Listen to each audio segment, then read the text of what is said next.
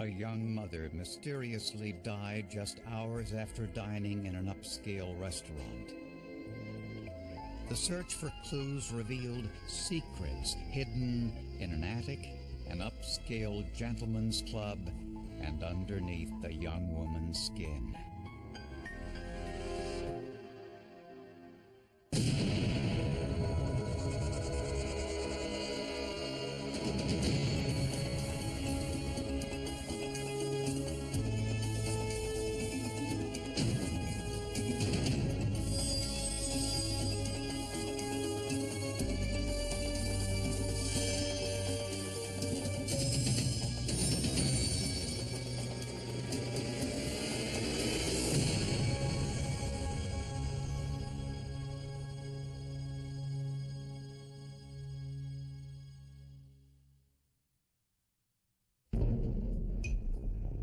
Shortly after midnight, police in the wealthy Philadelphia suburb received a frantic 911 call. I have an emergency. My wife found that there in the tub. 34-year-old Craig Rabinowitz said he had just found his wife Stephanie in the bathtub. Something happened to her. Get up. She fell, and she's not breathing. She's blue. When police arrived, they found Rabinowitz in the bathroom, holding his wife's head above the water. They performed CPR and rushed her to the hospital. Unfortunately, there was nothing doctors could do. When Craig learned of his wife's death, he collapsed in grief. Doctors had no explanation. I asked the doctor, help me out here. What do you think happened? And he said he really didn't know. He told me sometimes people die for unexplained reasons. Could have been an aneurysm, a heart attack, whatever. But on first glance, there wasn't any sign of trauma. Rabinowitz told police that he and his wife Stephanie had dinner at a Thai restaurant, came home, had a drink, then Stephanie took a bath while Craig said he watched television. And while he was watching the hockey game, he heard a thump, which he attributed to a shampoo bottle falling on the floor in the bathroom. He didn't think much of it. He watched the hockey game for approximately 20-30 minutes and realized, hey, his wife hasn't come back to the bedroom from the bath.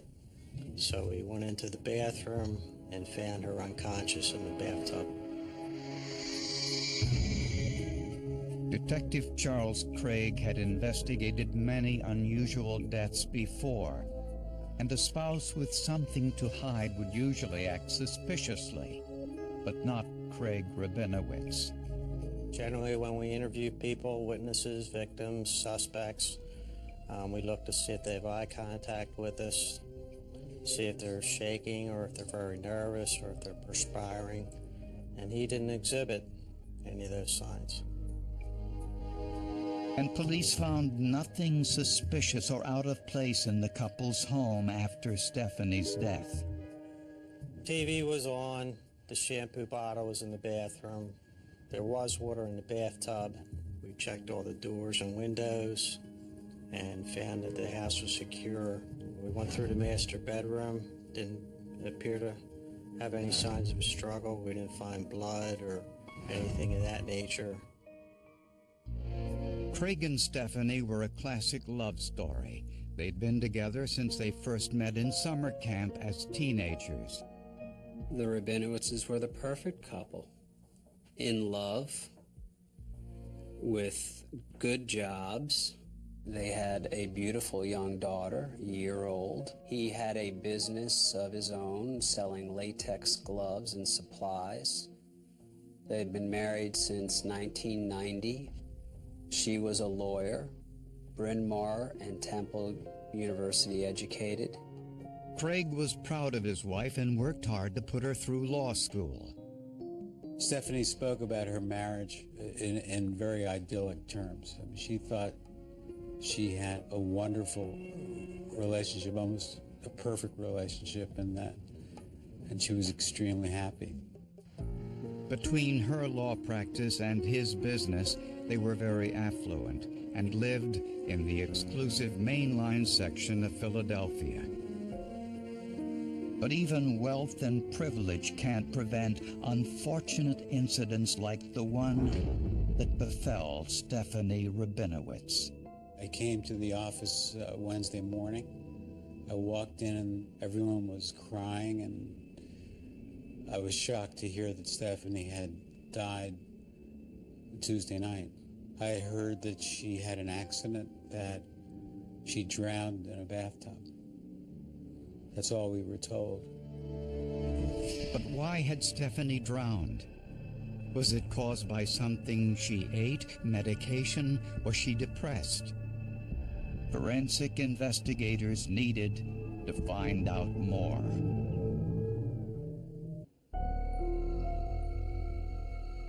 The cause of Stephanie Rabinowitz's death was a mystery.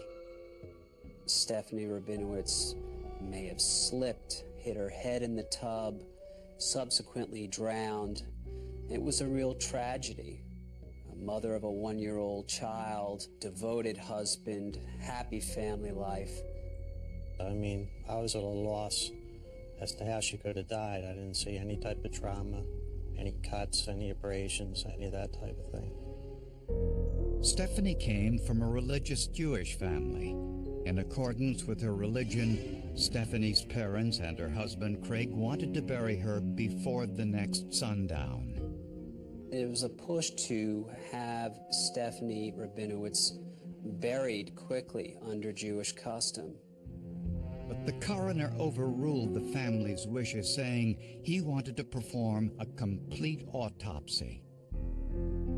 His action was prompted in part by something Craig Rabinowitz told police. He said Stephanie was having trouble adjusting to the demands of caring for their new baby and her work as a lawyer, and she occasionally took a prescription sleep medication. In the meantime, a tipster called police suggesting they investigate Craig's involvement in a gentleman's club named Delilah's Den. Delilah's Den is the upscale strip club in Philadelphia. It's a place where it's not uncommon to see a lot of professional athletes or entertainers or people who visit Philadelphia from out of town, business people, and just groups of guys out to have a beer for a bachelor party, to show up at Delilah's Den.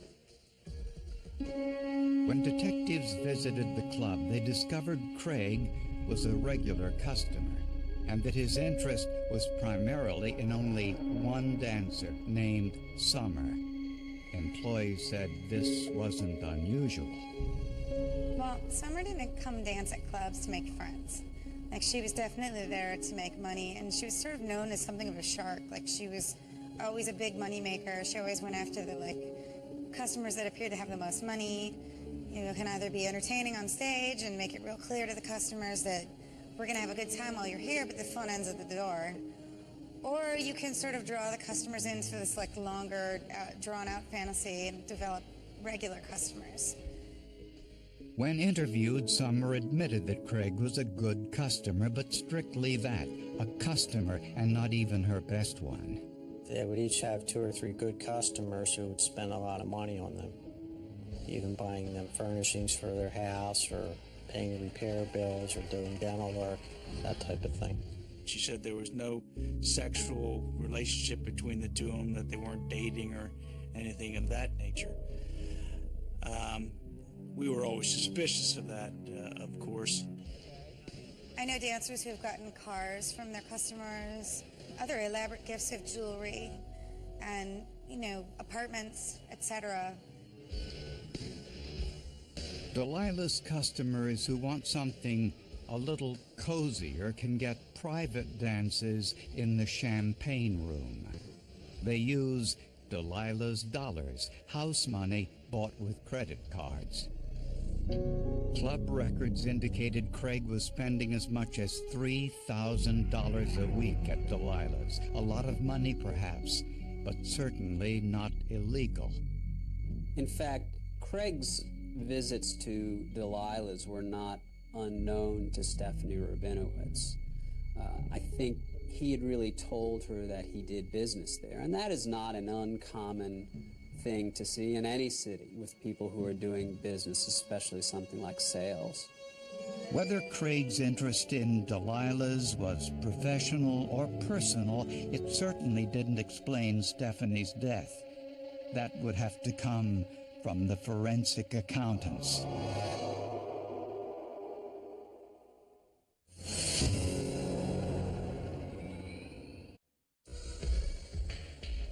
In the 12 months before his wife's death, Craig Rabinowitz spent almost $100,000 in Delilah's Den, an upscale gentleman's club in Philadelphia.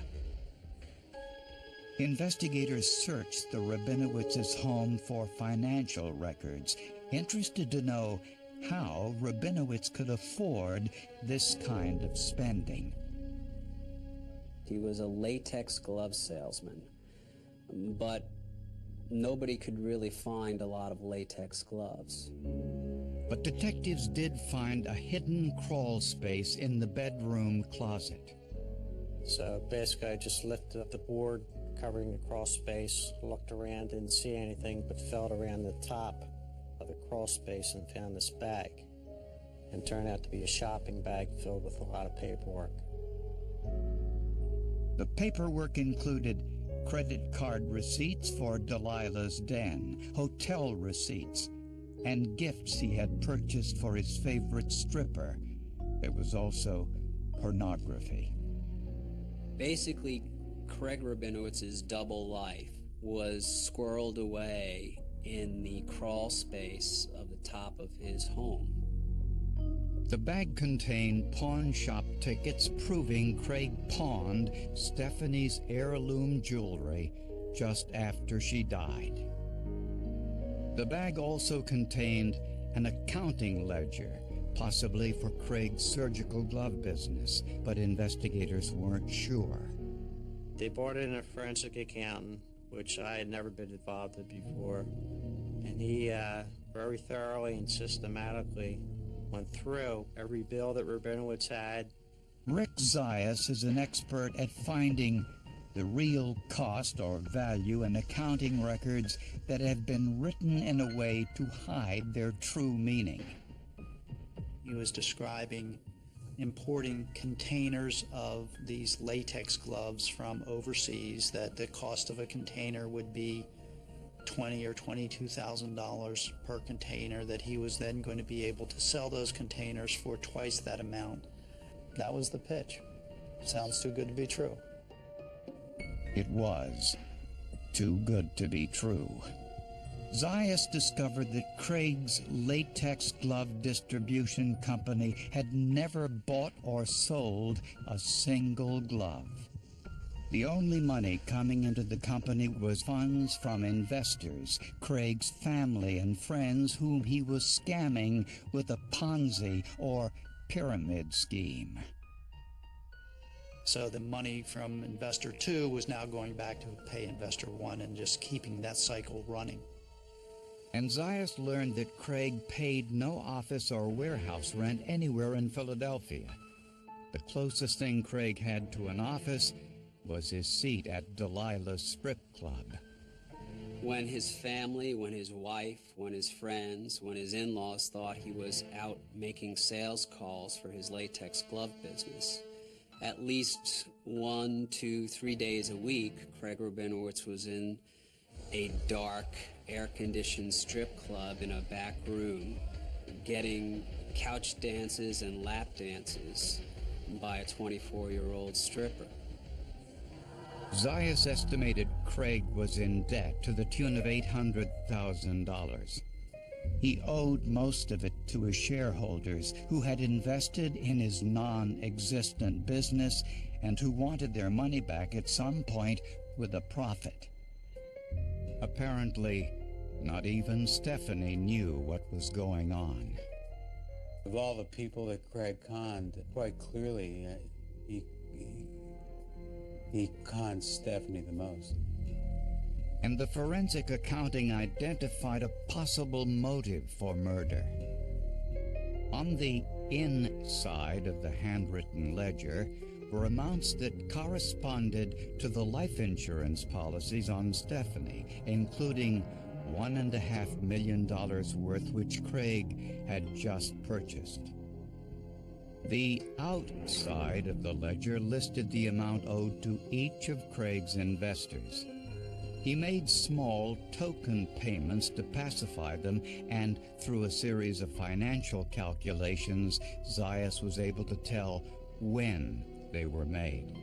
They were only accurate for a limited period of time during the middle part of April of 1997, leading to an inference that the document was prepared about 2 weeks before Stephanie Rabinowitz was murdered. Craig Rabinowitz, it was very apparent to the investigators at that time, had literally done an accounting of the value of killing his wife.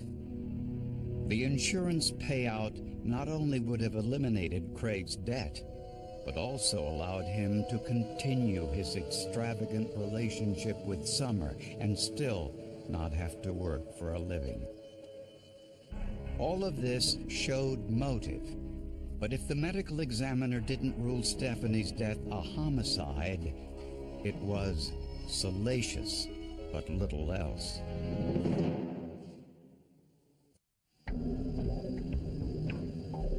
After Stephanie Rabinowitz's death, her family wanted a quick burial in accordance with their religious customs. But it was Dr. Ian Hood who overruled that request in order to perform a full autopsy. And almost immediately, that decision paid big dividends. The first clue was the food found in Stephanie's stomach. We know she had very recently ingested a meal, in this case shrimp, and bean sprouts were quite clearly seen with very little digestion having occurred in the stomach contents. So she obviously died probably within an hour or two of ingesting that meal. That meant Stephanie died around 10:30 p.m., but Craig didn't call 911 until after midnight. Dr. Hood also discovered small bruises on Stephanie's right elbow and knee, and he saw tiny red marks on her forehead and around her eyes. These petechial hemorrhages form when tiny blood vessels burst because the blood flow is constricted. Dr. Hood then examined and dissected the neck muscles. She had some much more subtle bruises and abrasions, very hard to see on her neck, where there'd been clearly, as I found out from looking at beneath the skin, hard gripping of the upper neck. Toxicology tests showed Stephanie had taken a higher than normal dose of a prescription sleep medication. A check of local pharmacies revealed the drug had been prescribed for Craig, not Stephanie. Dr. Hood concluded that Stephanie had been drugged and then strangled to death.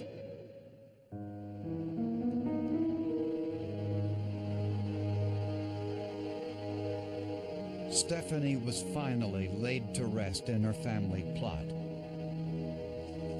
Immediately after the burial, police brought Craig Rabinowitz in for questioning. During the interview, Craig told the same story as he did on the night of Stephanie's death, that he had been watching a hockey game on TV when Stephanie went in to take a bath, and no one else had been in the house. That's when police revealed the evidence that proved Stephanie was dead for 2 hours before he called 911. And that the autopsy proved she had been strangled. Prosecutors concluded that the motive was money. He had dug himself into this deep hole financially. Now, part of it is lavishing money on the stripper, but that he needed to have that cash so that he could get out of debt, because clearly he could have divorced his wife and run off with a stripper if she'd had him. But I don't think that she'd have had him if she found out that he was broke. Craig had stretched his business scam as far as it could go. His investors wanted their money back and were putting pressure on him. We had evidence in the case that indicated that they were expecting to get their money at the end of April. Well, the murder was in the last week in April. And despite Craig's denials, his credit card receipts told investigators that he was visiting local hotels, possibly with Summer. On some of those receipts, there were room service for 2 people, so we assumed that he was going there with her. Prosecutors believe Craig set his plan in motion after they returned home from dinner in the Thai restaurant.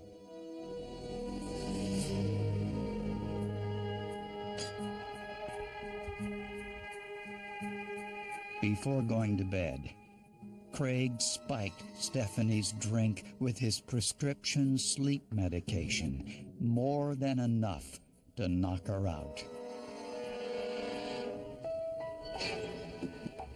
He carried Stephanie upstairs, removed her clothes, and placed her in the bathtub to drown her. But the bath water revived her. Her bruised elbows and knees showed Stephanie struggled, but she had no chance. The forensic evidence shows he gripped her around the neck and held her underwater.